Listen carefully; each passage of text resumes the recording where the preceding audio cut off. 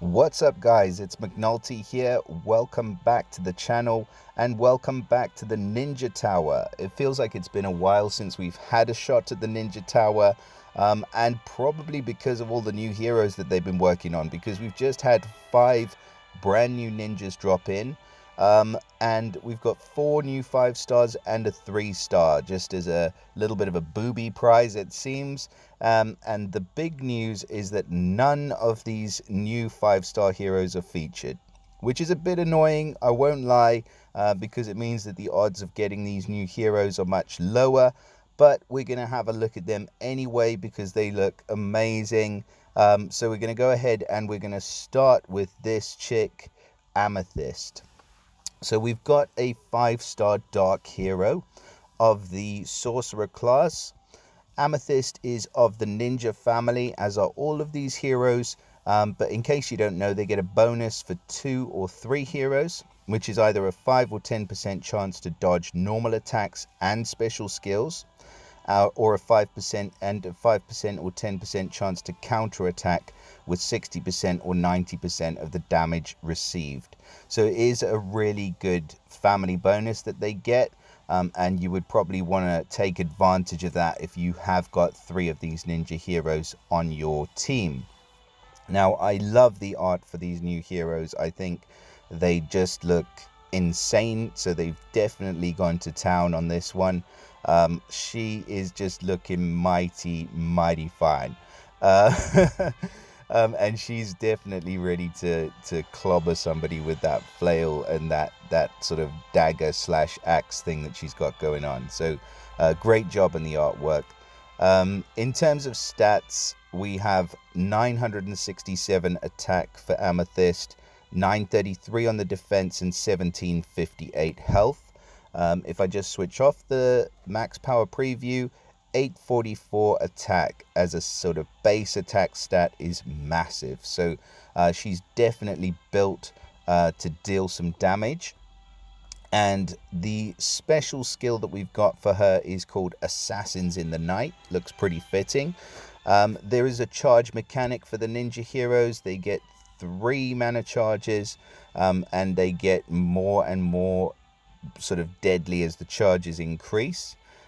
So on the first mana charge, she's going to be dealing 200% damage to all enemies, which is a pretty good hit for charge 1. I mean, that is faster than very fast speed.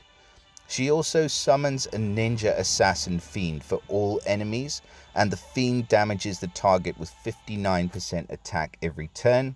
And the ninja assassin fiend absorbs healing and disappears after it's absorbed an amount equal to 32% of its target's maxed health. So at super fast speed, we're not even going to go very fast because that's faster than very fast.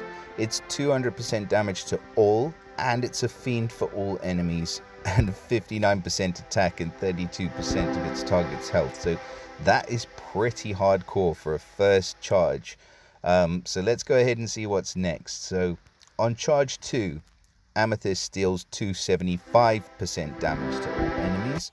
The ninja assassin fiend pitches up, and it now damages the target with 75% attack every turn, and it absorbs healing and disappears after absorbing a healing amount equal to 50% of its target's max health. So at charge 2, you are going to be having a fiend on you that is pretty much bigger than most of the healers that we have available. So that is going to hurt a lot, alongside the 275% damage, which with an 844 attack stat, base stat, is going to hurt.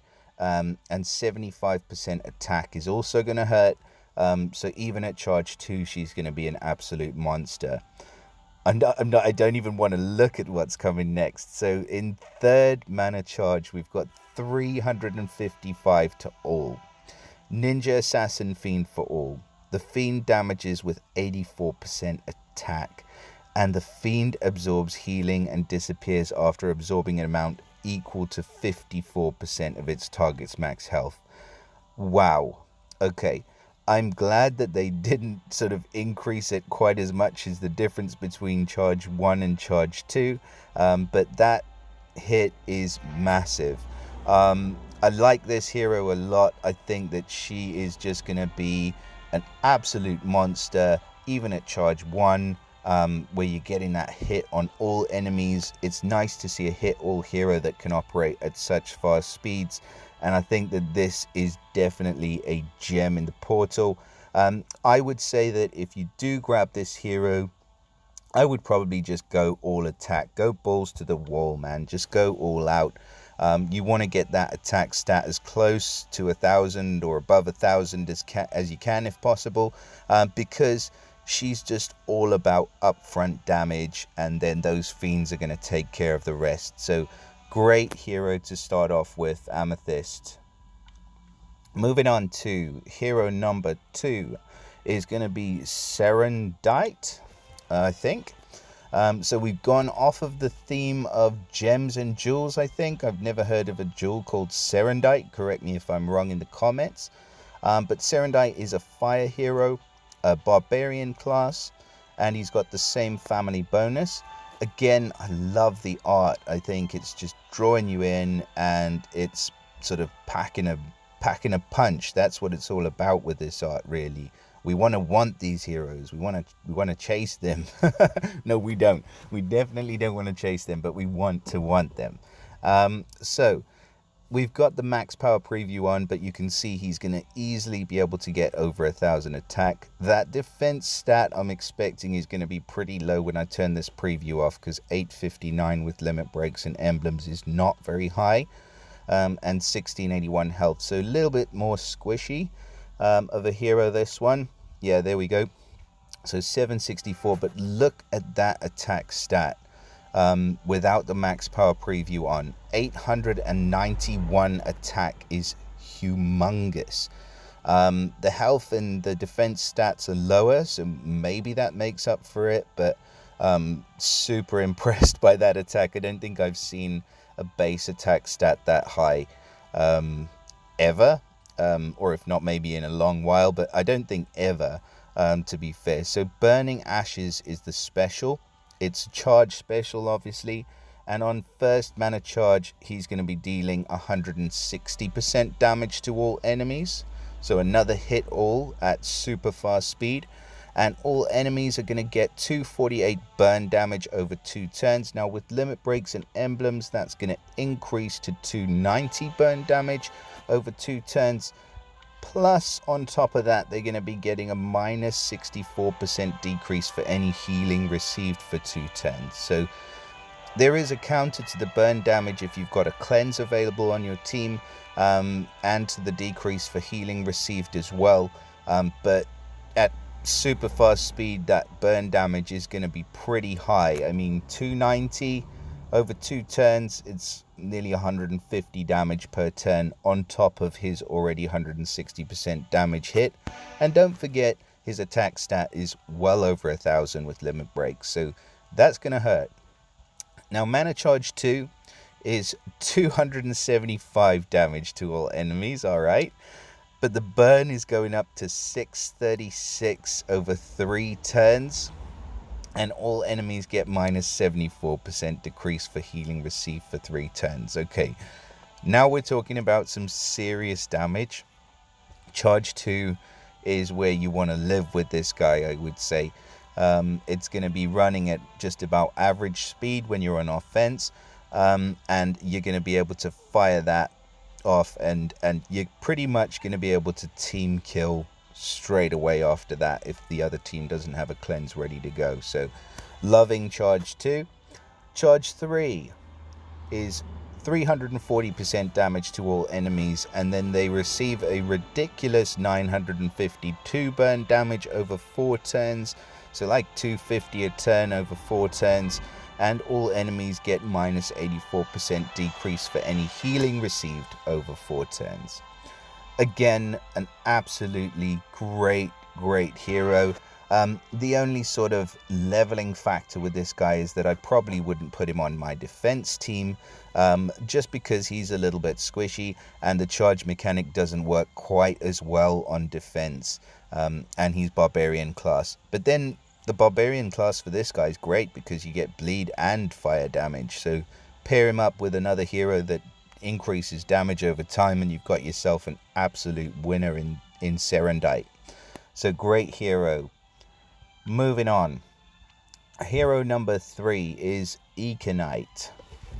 Ekanite is a green hero, nature hero of the fighter class. We love the fighter class, love the chance to revive, so best class we've seen so far for these new ones. And we have a stats, let's look at them. So 987 attack, 956 defense, and 1727 health. So this guy Ekanite's looking a bit more balanced. His special is Order Ambush, and it's a charge special again. Obviously same family bonus, so like I said before, we're not going to go over that again. So at mana charge 1, Ekanite will deal 200% damage to all. He summons a shinobi minion for each ally, so the first minion summoner that we've seen, with 8% HP and 10% attack inherited from the caster. So not a very beefy minion at charge 1. The shinobi minion gives its owner the ability to counter attack with 60% of the damage received for as long as the owner has a shinobi minion. So it's good that it's not too beefy, because that is going to be horrible. We have seen it with Liu Bei from the Three Kingdoms. I believe that he summons minions for the caster and nearby. I can't double check that right now. But this one is going to be summoning for minions for all allies with the counter attack. So that is extremely useful. And again, at faster than very fast speed, that is going to be a super helpful tool. There's also upfront damage of 200%. So, I mean, these heroes, these new ninja heroes, are extremely powerful. So second mana charge, we've got 280% damage to all. Shinobi minion now has 16 HP and 16 attack. And Shinobi minion gives its owner counter attack with 60%. Alright, I'm glad they didn't increase the counter attack percentage at least. That's something. And obviously the effect can't be dispelled because it's attached to the minion. So great special at charge 2, 280 to all enemies is massive. The attack stat still 828 without the max power preview on. It's still a huge attack stat. So these heroes, these ninja heroes, are all about damage, and big damage at that. Now charge 3 is going to be 360 to all. The minion's going to get 22 HP and 26 attack, and the same counter attack with 60% of the damage for as long as the owner has the shinobi minion. Man, I would love to have this one. I think out of these heroes so far, I do absolutely love the counter attack minions on defense, and I think that if you do have any reason to put any of these ninja heroes on defense, Ekanite is going to be one of them, because of those counter-attack minions and how frustrating they can be. So another absolute baller in this portal. So moving on to this last guy, and this last 5-star at least, and he looks incredible. I mean, what the hell even is he? And how the hell do I say his name? Oniwakamaru? Yeah, we're going to go with that. So Oniwakamaru is of the monk class, so he has a chance to resist status ailments. We've got the max power preview on, and his attack stat is 800. That is interesting. So that is very, very interesting. So what's it without it? 714. All right, so 800. Then we've got a defensive stat of 1034. So he's not messing around, and a health stat of 1907. So a beefy, tanky tank. And by the looks of it, we've got a special skill which sort of enhances that view. It's called Standing Fortress. So Standing Fortress, what is that? First mana charge, he's going to be boosting the health of himself by 390. The caster gets taunt. Oh shit, okay. That prevents the enemies from using special skills on the allies for 2 turns, and the effect can't be dispelled. the caster also counterattacks with 50% of the damage received for 2 turns. This is interesting. So normally we see taunt paired up with a defense boost. I can't see that he's going to be boosting his defense, but he has got a high defensive stat already. But we've never seen a hero that provides taunt so quickly. So within like 2 tile matches, you're going to be able to get taunt up for 2 turns. I think that's going to be extremely useful, especially against some of these super overpowered heroes that hit all for ridiculous amounts of damage. So this is one that I would definitely like to have. And I think a lot of you will want him as well, because that 2-turn taunt is okay. I mean, it's 2 turns, but it's at very, well, faster than very fast speed, as we said before. Plus, he's got the counter attack with 50% of damage. And we're seeing a lot of blue tanks at the moment. So this could be maybe not the premier. Maybe it is going to be the premier tank, but definitely another option for your tank. Second charge. He's boosting his health by 490. All right, so with the boosted health kind of accounts for the missing increase in the defense. So the boosted health is 490. The caster gets taunt that prevents enemies from using special skills for 3 turns on charge 2. And he counterattacks with a higher amount on charge 2. So 105% of the damage received for 3 turns. You might sort of ask yourself why he's not adding counterattack to himself and nearby. He doesn't need to. If he's got taunt up, the counterattack is going to apply to any special that gets fired against him. So charge 3, boosted health for 540 for himself. He gets taunt for 4 turns and counterattacks with 133% of the damage received for 4 turns. I like this hero. I don't think he's anywhere near as overpowered as some of the other heroes, and there are options available to be able to dispel his taunt. And then it's just, the counterattack that you have to deal with after that. But yeah, out of all of these heroes, I think that this is probably the most balanced one. So yeah, I would maybe less like to get him than some of the others, because I do have some other options for taunt already. But that's just my personal opinion. If you do grab this guy, I think he's going to be an absolutely brilliant hero. I'd love to pop him in tank on my defense, and see how he goes. So yeah, really good hero, and I absolutely love the art. He just looks ridiculous. I mean, I want to know what's underneath all that armor, really. So onto the booby prize. This is the 3-star hero that we've got in the portal, Kinsaishi. Kinsaishi. Not sure how you say that anyway, but I do actually like the art on this one. I feel like they've sort of done a lot with the 3 stars, and to be fair, I was thinking about it the other day, and I think that the most competitive sort of realm for playing Empires and Puzzles, where people aren't spending ridiculous amounts of money, is actually at the 3-star level. So I think that the 3 stars are probably becoming one of the most competitive categories of heroes in the game. You don't have ways that you can get around it with massive troops and things like that. So yeah, the 3-star tournaments are absolutely great.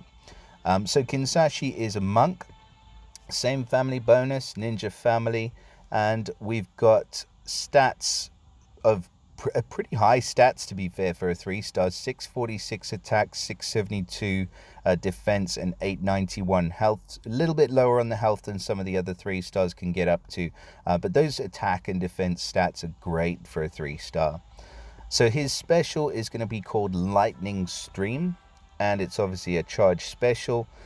At mana charge 1, we have 145% damage to the target, and an additional 145 to 2 random enemies. That's interesting. Why not just target and nearby? Okay, yeah, so the target and 2 other random enemies. Maybe that's better than target and nearby on defense, because if you do target and nearby, sometimes they only hit the one on the wing and then the one next to it. So with this one, at least whoever he targets, he's going to be hitting 2 other enemies if there are 2 other enemies available to hit. And second mana charge is 195 to the target, and an additional 195 to 3 random enemies. So a hit 4 special. I think that's the first time I've seen a hit 4 special, but I really like it. And then third charge, 220 damage to the target and 220 damage to 4 random enemies. All right, so this is going to be interesting, because what happens if there are not 4 enemies on the team? Does he just keep dealing damage to a single target, like somebody like Zakina would, or somebody like, probably a better comparison is, what's that purple 3 stars name, from the season 3 heroes? Let me just double check here. I've definitely got him somewhere here leveled. Bjorn. So would he like deal damage? So he says 200 to damage and then 350 to a random different enemy. All right, so this one doesn't specify to a random different enemy, does it? Random, no, to 4 random enemies. All right, cool. Maybe we're getting bigger teams. Don't think so, but I love this guy. I think I'd be super happy to pull him, and I think realistically, and this is what we're going to get into real quick before the end of the video, this is going to be more likely that you're going to be able to get him out of this portal. So if you look at the featured heroes, we've got Cobalt, we've got Jade, we've got Garnet, and we've got Onyx. All of these heroes have been released previously. We've seen them all before. We know exactly what they do. And they're the ones that they've chosen to feature in this portal, even though they've just released 4 brand spanking new 5-star heroes. And I'm not a fan of that. I'm not happy about that at all. Because if you look at the event hero chance, the legendary featured event hero is a 1% chance. All right. And a legendary event hero is a 0.3% chance. So basically, in layman's terms, what that means is that if you were to do 100 pulls, you'd have 1 in 100 chance of pulling one of the featured heroes. And out of those featured heroes, if you want a specific hero, you would have to do 400 pulls, because it's divided by 4. So that chance is divided by 4. Now, if you put the featured heroes in here, is everybody really going to get that many featured heroes if they do loads of pulls? I don't think so. And I think that a lot more people will be summoning in the portal anyway if you did that. But we're not dumb. We know these odds. And for you to put it at 0.3% SG, what are you guys thinking? The heroes they released are amazing, but they should have been featured. And this is the second time it's happened. I'm sure it's probably going to happen again and again. And I think that, I guess the idea may well be to bring a little bit more balance into the game, by sort of showing us the new heroes, letting us have a crack at getting them with a very, very low odds chance, and then maybe featuring them 1 or 2 at a time later on down the line, which I wouldn't be adverse to, but it'd be nice to have a little bit of a heads up on that. So those are my thoughts on the heroes. Those are my thoughts on the odds. I mean, at 0.3%, it is incredibly unlikely that you'll be able to pull one of these brand new heroes, because that 0.3 is spread across the other heroes that aren't featured as well. So I do wish you guys all the best in your summons, but I'm hoping I get Kinsaishi, because at least we've got a legendary event hero rare chance of 6.7%. So I like my odds of getting him. Anybody else, though, not so sure. So yeah, I wish you guys all the best of luck in your summons. Please drop us a like or a subscribe if you found the video helpful, and I look forward to seeing you all again in the next video.